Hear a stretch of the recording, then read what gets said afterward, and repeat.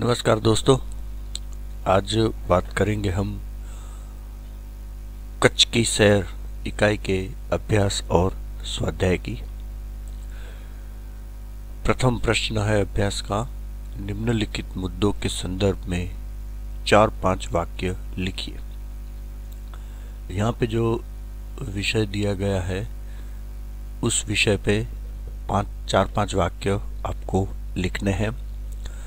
प्रथम है मरुभूमि यानी कि रेगिस्तान।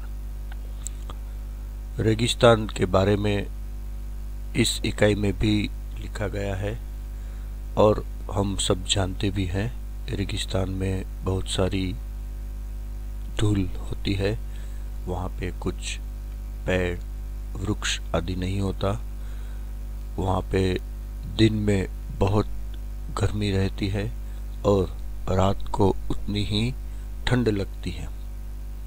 रेगिस्तान में पानी कहीं भी नहीं मिलता, रेगिस्तान में कोई गांव नहीं होता, रेगिस्तान में कोई मानव वसाहत नहीं होती।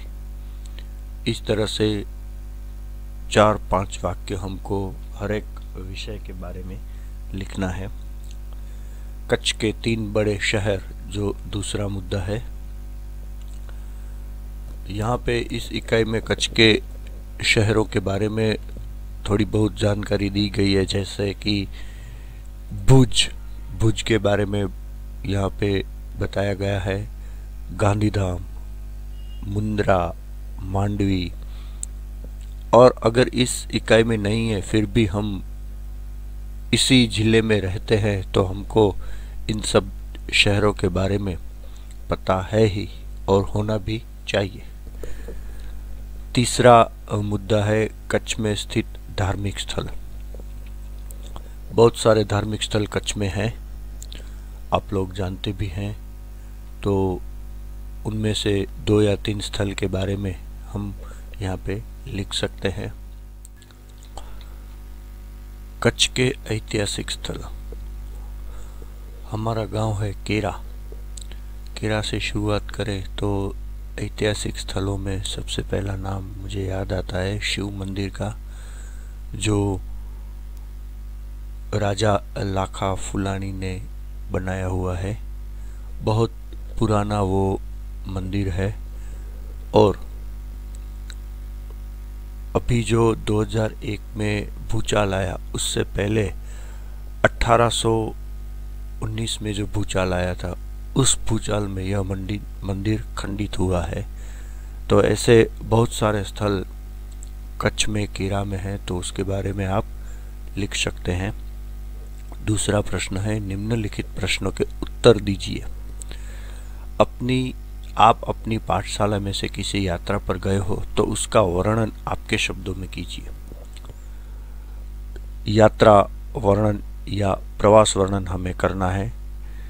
पिछले साल हम गए थे प्रवास में, अगर आपको याद है तो हमने देखा था अदानी पोर्ट और मुंद्रा, तो वहाँ का आप वर्णन लिख सकते हैं। दूसरा प्रश्न है, आपने की हुई किसी यात्रा का वर्णन करते हुए अपने मित्र को पत्र लिखिए। पत्र कैसे लिखना है वो हमने देख लिया है। पत्र लेखन का एक वीडियो भी मैंने YouTube में अपलोड किया था और ग्रुप में भी भेजा था, तो उस हिसाब से आपको पत्र लिखने हैं।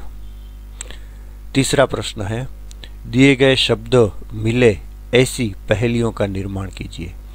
यह जो शब्द है वो जवाब आए ऐसी पहेली हमको बनानी है। जैसे सितारा, तो एक ऐसी पहेली बनानी है जिसका जवाब सितारा आए। हम इस तरह से कुछ बना सकते हैं। यही बनाना ऐसा मैं नहीं कह रहा। मैं हमेशा रहता हूँ लेकिन दिन में दिखाई नहीं देता, रात को दिखाई देता हूँ। मैं एक ही ऐसा हूँ जो अंधेरे में दिखाई देता हूँ। बहुत दूर होके भी मैं आपको अंधेरे में दिखाई पड़ता हूँ, तो मैं कौन हूँ? तो उसका जवाब सितारा लिख सकते हैं। इसी तरह से आपको ये सारी पहेलियाँ बनानी है। स्वाध्याय का पहला प्रश्न है, दिए गए शब्दों को शब्दकोश के क्रम में लिखिए। इन शब्दों को शब्दकोश के क्रम में लिखना है। हम जानते हैं पहले स्वर आएंगे, मतलब जो भी शब्द स्वर से शुरू हो रहा है वो पहले आएगा। जवाब इस प्रकार है: अभिवादन, अभ्यास, चिराग, प्रगति, महकना, विनय, शायर, संग्राम, संध्या और अंत में हमदर्द। प्रश्न 2, इस पाठ में आए प्रशासकीय शब्दों की सूची बनाकर उनका वाक्य में प्रयोग कीजिए। ऐसे शब्द जो प्रशासकीय है, 2 शब्द मैंने यहाँ पे लिखे हैं और उनका वाक्य में प्रयोग भी किया है। तहसील, नलिया शहर तहसील का केंद्र है। जिला, कच्छ एक जिला है। ऐसे ही दूसरे प्रशासकीय शब्दों की सूची बनानी है और उनका वाक्य में प्रयोग करना है। प्रश्न 3, नीचे दिए गए विशेषणों का वाक्य में प्रयोग कीजिए। यहाँ पे जो शब्द दिए गए हैं वो सब विशेषण है और इन शब्दों का हमें वाक्य में प्रयोग करना है। पहले मैं सभी विशेषणों को पढ़ता हूँ। दयावान, मूल्यवान, कृपालु, थोड़ा सा, अच्छा, सुंदर, प्रिय। इनमें से 4 विशेषण का मैं वाक्य में प्रयोग करके देता हूँ, बाकी आप खुद कर सकेंगे। यहाँ पे जो मैंने वाक्य लिखे हैं वो ही लिखना, ऐसा कोई ज़रूरी नहीं। आप अपने हिसाब से अलग वाक्य बना सकते हैं। पहला है दयावान, ईश्वर बड़ा ही दयावान है। कृपालु, आप बड़े ही कृपालु है। सुंदर, उद्यान बड़ा ही सुंदर है। मूल्यवान, हमारी संस्कृति बहुत ही मूल्यवान है।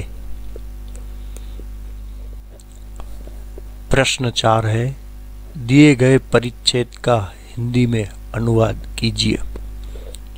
गुजराती में जो परिच्छेद दिया गया है उसका हिंदी में अनुवाद करना है। उत्तर मैं पढ़ता हूँ, आप अपनी नोटबुक में चेक कर लेना। हिरण नदी की पश्चिम की ओर सूरज दादा विदा हो रहे हैं। संध्या के समय पक्षियों की टोलियों ने अपने घोंसलों की ओर उड़ रही है। भैंसों और गायों का समूह अपने मालिक के घर की ओर जा रहे हैं।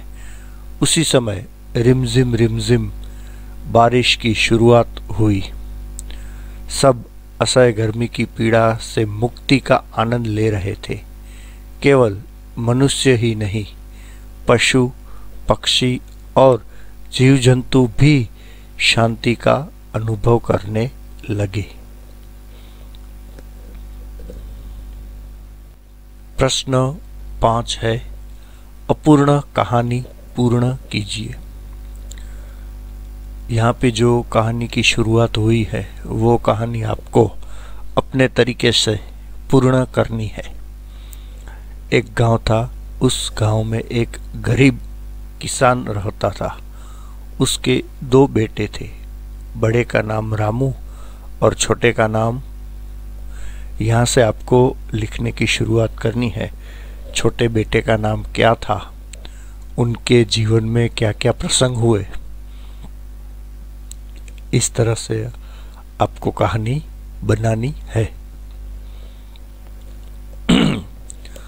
इसके बाद जो कार्य है वो कच्छ के बारे में अधिक जानकारी दीजिए। हमको जितना पता है उससे ज़्यादा जानकारी हमको प्राप्त करनी है। कच्छ के दर्शनीय स्थलों के चित्र इकट्ठे कीजिए। चित्र इकट्ठे करने, इसमें बहुत सारे स्थल तो ऐसे होंगे जिनकी मुलाकात आप लोगों ने ली होगी, तो उनके फोटोग्राफ्स भी आपके पास होंगे ही। जहाँ नहीं गए उनके चित्र आपको इकट्ठे करने हैं। कच्छ की यात्रा का आयोजन कीजिए जिसमें साथ में लेने जाने की चीज़ों तथा यात्रा के स्थानों का क्रम बनाकर यात्रा का नक्शा रूपरेखा तैयार कीजिए। आपको कच्छ में घूमना है तो अपने घर से कहाँ कहाँ जाएंगे उनका एक नक्शा तैयार करना है।